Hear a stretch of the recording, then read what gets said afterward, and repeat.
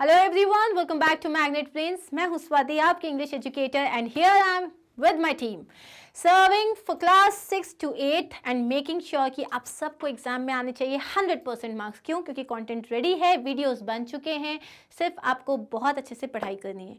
Videos अच्छे से देखो, कोई डाउट होता है तो कमेंट सेक्शन में लिखो, समझो, and then we are sorted, right? 100% दोनों मेहनत करेंगे and together we are going to win.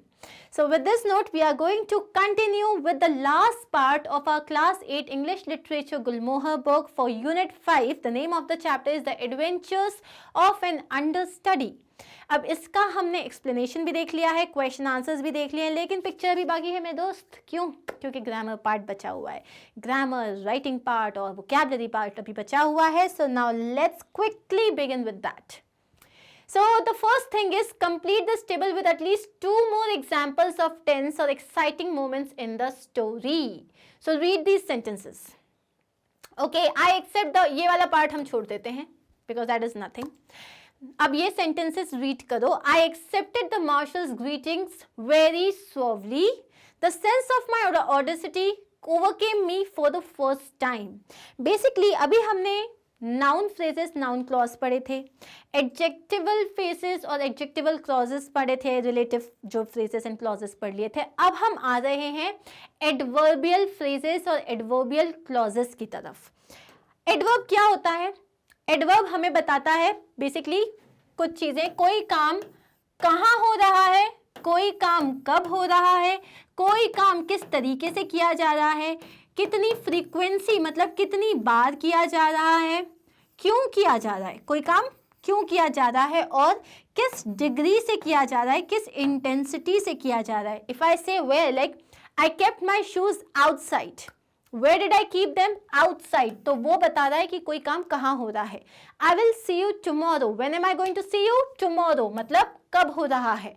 तो यहाँ पे प्लेस की बात हो रही है, यहाँ पे टाइम की बात हो रही है, कोई काम कैसे किया जा रहा है। Like I am walking, but how am I walking? Slowly, मतलब मैं यहाँ पे बात कर रही हूँ मैनर की, कि कोई काम किस तरीके से किया जा रहा है। फ्रीक्वेंसी का मतलब होता है हाउ मेनी टाइम्स, जैसे कि I go to temple daily, sometimes, seldomly, rarely, never, always. ये सारे वर्ड्स हैं, फ्रीक्वेंसी बताते हैं कितनी बार हो रहा है। Then we have why are you doing something, कोई रीजन, तो that is adverbs of reason. And then we also have degree, like I like coffee very much.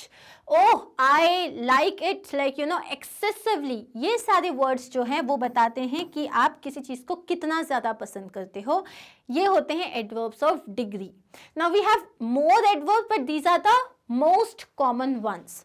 अब अगर कोई फ्रेज है या क्लॉज है जो एक एडवर्ब की तरह एक्ट कर रहा है तो हम उसे एडवर्बियल फ्रेज या एडवर्बियल क्लॉज कहते हैं। अंडरस्टूड? सो यहाँ हम आगे बढ़ते हैं, जैसे टुमारो या on Friday, monthly, once a month, there in the corner over there, ये प्लेस बता रहा है, monthly, once a month frequency बता रहा है, टुमारो टाइम बता रहा है, ओवर एवरी ना, often, every now and then, ये भी फ्रीक्वेंसी बता रहा है। अब यहाँ पे जैसे हमने नाउन फ्रेज या नाउन क्लॉज का हेडवर्ड पढ़ा था, एडजेक्टिव का हेडवर्ड पढ़ा था, वैसे ही यहाँ पे the head word of an adverbial phrase is an adverb and the other words in the phrase the head word to add more information. अब यहाँ पे head words समझ लेते हैं, जैसे she spoke very softly, कैसे उसने बोला? very softly, तो यहाँ पे the head word is softly, कैसे उसने बोला? softly। अब कैसे? very softly modify कर रहा है उसको। let's meet earlier than usual, कब मिलना है? अब यहाँ तुम्हारा हेड वर्ड है earlier than usual, उसको मॉडिफाई कर रहा है, ठीक है? तो इसी तरीके से एडवर्बियल क्लॉज हो जाता है। अभी हमने समझा एडवर्बियल क्लॉज बहुत अलग अलग तरीके के होते हैं, time, place, manner, reason, condition, concession and etcetera. कुछ एग्जाम्पल्स देख लेते हैं। जब यहाँ मैंने बोला the crowd burst into cheers as soon as he stepped on to the platform, अब यहाँ पे When did the crowd cheer? मेरा क्वेश्चन है, क्राउड ने चीयर कब किया? जैसे ही उसने प्लेटफॉर्म पे कदम रखा, तो ये टाइम के बारे में बात कर रहा है। I put it where nobody would find it. Where did I put it? कहाँ रखा मैंने? जहाँ कोई उसे नहीं ढूंढ पाए, तो ये प्लेस की बात हो रही है। Neeraj looked as if he had seen a ghost. अब नीरज कैसे दिख रहा था? जैसे कि उसने भूत देख लिया हो। कैसे? हाउ, मैनर की बात हो रही है। My mother won't eat tomatoes because she doesn't like them. अब मेरी मदर क्यों नहीं खाएगी? क्योंकि उनको वो पसंद नहीं है। तो यहाँ तुम रीजन दे रहे हो। You will not win if you don't learn to keep how to keep calm. तुम तब तक नहीं जीतोगे जब तक तुम अपने आप को काम रखना नहीं सीख जाते। तो यहाँ पे दो ऑपोजिट चीजें होती है, इसे कंसेशन कहते हैं, सॉरी इसे कंडीशन कहते हैं। ये जो इफ आया है ना, इफ यहाँ पे कंडीशन आ रहा है, जब तक ये नहीं करोगे तब तक ये नहीं होगा। एंड लास्ट है आई डोंट वेयर ग्लासेस दो माई एंटायर फैमिली डज। यहाँ पे दो कॉन्ट्रास्ट स्टेटमेंट्स हैं, जैसे कि मुझे भूख लगी है पर मैं खाना नहीं खाऊंगा, या मेरे एग्जाम्स आ रहे हैं पर मैं पढ़ाई नहीं कर रहा हूं। तो ये कॉन्ट्रास्ट होता है, इसे हम कहते हैं कंसेशन। अंडरस्टूड? अब करना क्या है आपको, आपके पास सेंटेंसेस हैं, आपको पहले तो ये बताना है कि जो भी फ्रेज आपको अंडरलाइन करके दिया हुआ है वो कौन सा एडवर्बियल फ्रेज है। ठीक है, so identify these and write AP for adverb phrase, AC for adverb clause. Phrase और क्लॉज में डिफरेंस बताना है। There is a large tree at the end of this road. At the end of this road, at the end of this road में क्या subject और verb है? नहीं है, इसीलिए ये एडवर्बियल फ्रेज हो गया। There is a large tree where this road meets the railway track. अब this road meets, तो ये सब्जेक्ट हो गया, ये वर्ब हो गया, तो ये क्या हो गया? क्लॉज हो गया। तो अब सेकंड देख लेते हैं। He will join us only after his work gets done. He will join us when? कब ज्वाइन करेगा? Only after his work gets done. तो यहाँ पे उसका काम gets done, सब्जेक्ट है और वर्ब है, दोनों है। yes, तो ये हो जाएगा क्लॉज। और यहाँ पे हमें ये भी पता है कि it's a clause of time. क्यों? क्योंकि वो बता रहा है कोई काम कब होगा। He will join us at the last minute. He will join us कब? At the last minute. अब at the last minute में ना सब्जेक्ट है ना वर्ब है, तो ये क्या हो गया? एडवर्ब फ्रेज हो गया। She traveled with us despite her health. She traveled with us, जबकि उसकी तबीयत खराब थी। Despite her health, यहाँ पे ये एक तरीके से बता रहा है कंसेशन, कॉन्ट्रास्ट बता रहा है, लेकिन यहाँ पे सब्जेक्ट और वर्ब नहीं है, तो ये फ्रेज हो गया। She traveled with us although she was not feeling well, तो यहाँ पे she सब्जेक्ट हो गया, she was not feeling well verb हो गया, तो ये हो गया adverb clause of concession. Next है he would always talk as if everyone else in the room were deaf. वो ऐसे बात करता था जैसे बाकी सारे लोग जो है ना वो बहरे हैं, मतलब जोर से बात करता था। अब यहाँ पे you can see as if everyone subject है, else in the room were deaf, तो यहाँ पे वर्ब भी है, यहाँ पे सब्जेक्ट भी है। तो ये क्या है? वो किस तरीके से बात कर रहा है? तो ये एडवर्ब क्लॉज ऑफ मैनर है। क्या है ये? Adverb clause of manner.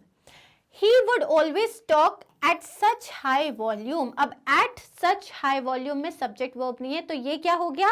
Adverb phrase हो गया।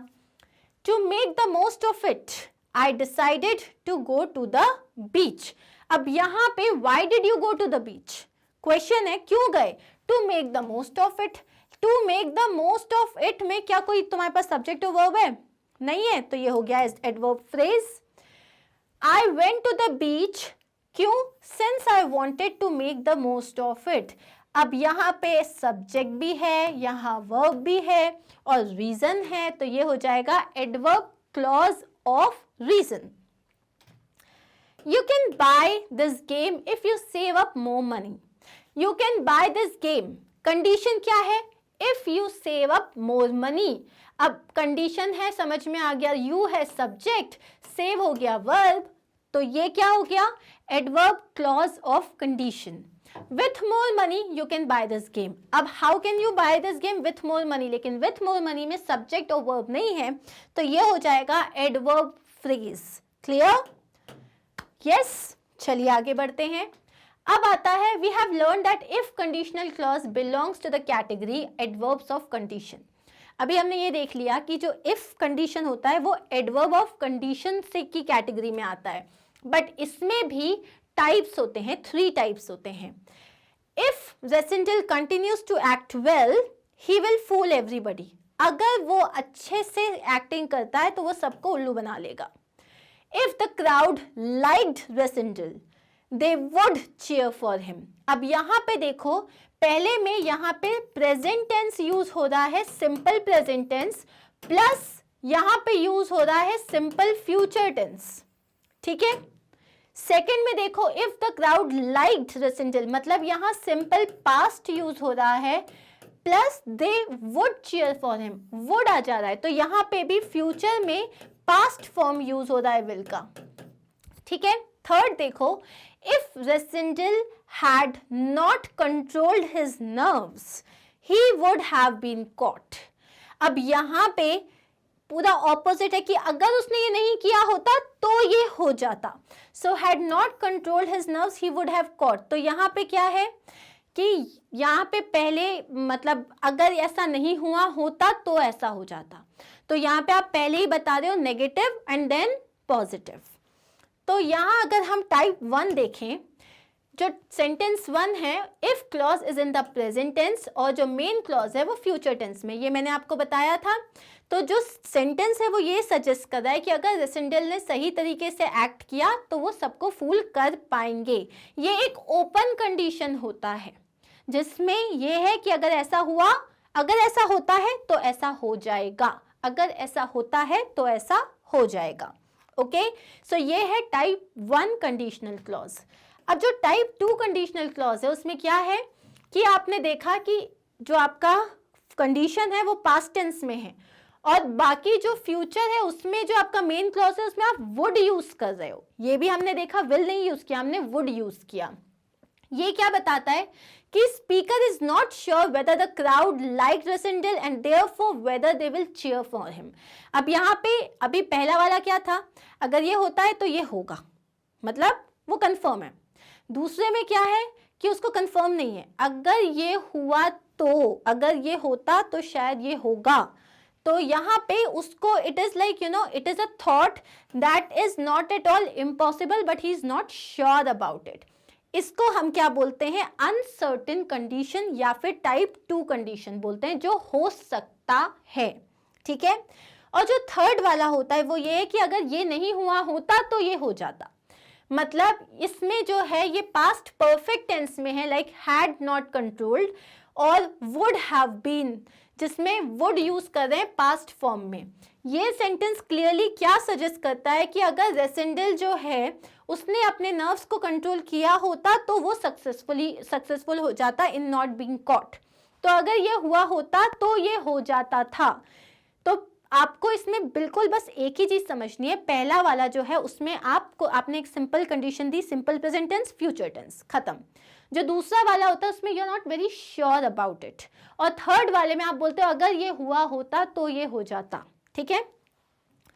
अब आपको करना क्या है, अब यहाँ पे आ जाते हैं, हम कुछ एग्जाम्पल्स देख लेते हैं. He will give you permission if you request him to.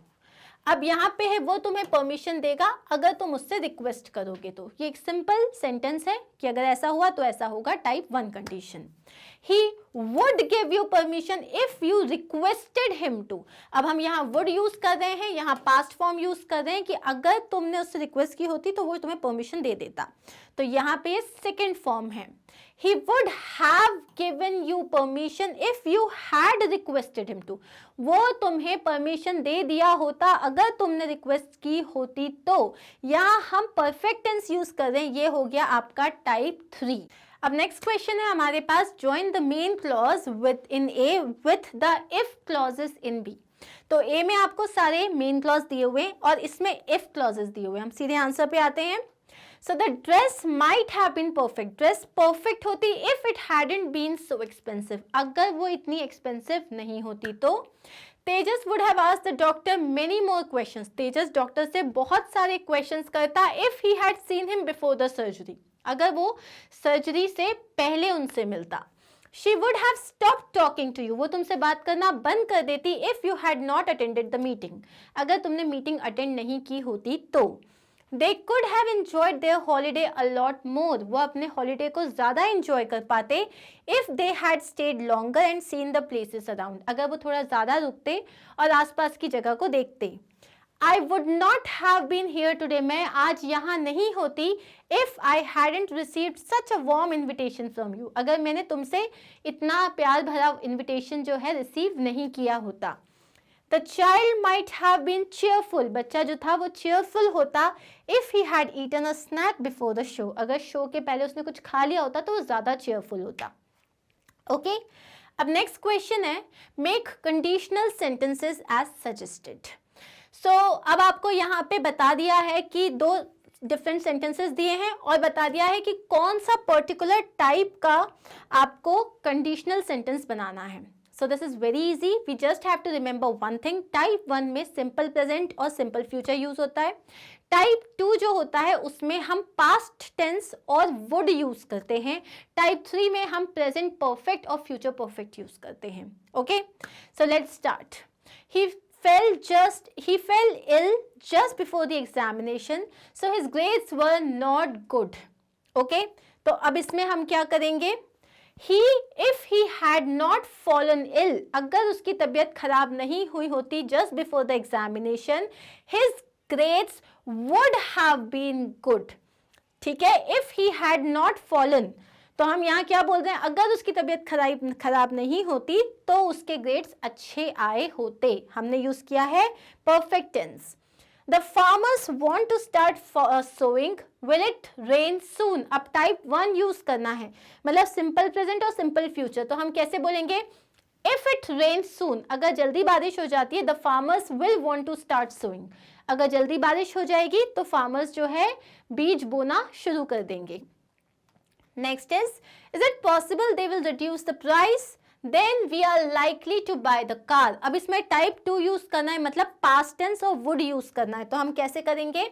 If they reduce the price, अगर उन्होंने प्राइस रिड्यूस कर दिया होता, we would be likely to buy the car. अगर वो प्राइस कम कर देते थे तो हम लोग जो है कार खरीद लेते. You should wear a helmet when riding a bicycle. You will stay safe. अब टाइप 1 यूज करना है, तो हम क्या बोलेंगे? If you wear a helmet when riding a bicycle, you will stay safe. I would love to visit this library every day, but I don't live in this area. अब type 2 use करना है, क्या बोलेंगे हम? If I lived in this area, अगर मैं इस area में रहती, I would love to visit this library every day. And then she brought lunch for all of us, or else we wouldn't have eaten. Type 3 use करना है. So if she had not brought lunch for all of us, अगर वो हम सब के लिए lunch नहीं लेके आई होती, we wouldn't have eaten. हम खाना ही नहीं खा पाते. Clear? अब next question है, read the passage and replace the highlighted phrases with words from the box. There are more words than required. अब यहाँ पे आपके पास काफ़ी सारे words हैं और यहाँ आपको एक passage दिया हुआ है जिसमें हमें words fill करने हैं. So I have already written the answers. Let's see. A fire broke out in the castle last night. Last night एक fire जो थी वो castle में fire लग गई. Fritz and I were taking a walk in the woods when he pointed out huge billows of smoke coming out of the stable. We rushed down there and spent the next 2 hours putting out the fire. आग बुझाना. After the smoke died down, जब smoke settle हो गया, I took the whole scene in. मतलब मैंने समझा कि exactly हुआ क्या है. Okay? So अब इसको जब आपने change किए words, a fire erupted. Broke out की जगह हमने क्या बोला? Erupted. A fire erupted in the castle last night. Fritz and I were taking a walk in the woods when he pointed out की जगह हमने क्या बोला? Drew my attention to huge billows of smoke coming out of the stable. We rushed down there and spent the next 2 hours. Next was putting out की जगह हमने क्या बोला? Extinguishing. Extinguishing का मतलब होता है बुझाना. After the smoke reduced in intensity, died down की जगह हमने क्या बोला? Reduced in intensity. I saw all in one glance. मैंने सब कुछ देखा. It was noisy and crowded, but only 2 things stood out. Stood out की जगह हम क्या बोल रहे हैं? Only 2 things attracted my attention. One, we were lucky the whole castle hadn't been burned down. मतलब एक तो हम lucky थे कि पूरा castle नहीं जल गया, मतलब पूरा castle had not been destroyed. Two, there was a familiar looking sword lying on the ground. और एक जो थी जानी पहचानी सी जो तलवार थी वो ग्राउंड पे रखी हुई थी. It was Michael's. The fire was no accident. वो माइकल की थी, इसका मतलब फायर कोई एक्सीडेंटली नहीं लगी थी. I choked down the urge to follow Black Michael right then. I choked down मतलब I resisted. मैंने अपने आप को रोका उसी वक्त Black Michael को फॉलो करने से. I would have my revenge soon but not tonight. मैं अपना बदला लूंगा लेकिन आज नहीं. And hoof, we are done with this chapter. So all the questions are done. I hope you understood it. आपको conditional statements and all सब अच्छे समझ में आए होंगे. Now you have to take care of yourself and you have to study well. And where you find all these videos on our website magnetbrains.com. यहाँ पे आपको सिर्फ magnetbrains.com टाइप करना है. Then you have to select the class and subject and then select the topic you wish to study and your video will start. That's it. This is what you have to do. So stay good. Take care of yourself. Do not forget to like, share and subscribe. I'll see you soon in my next video. Take care of yourself. Bye.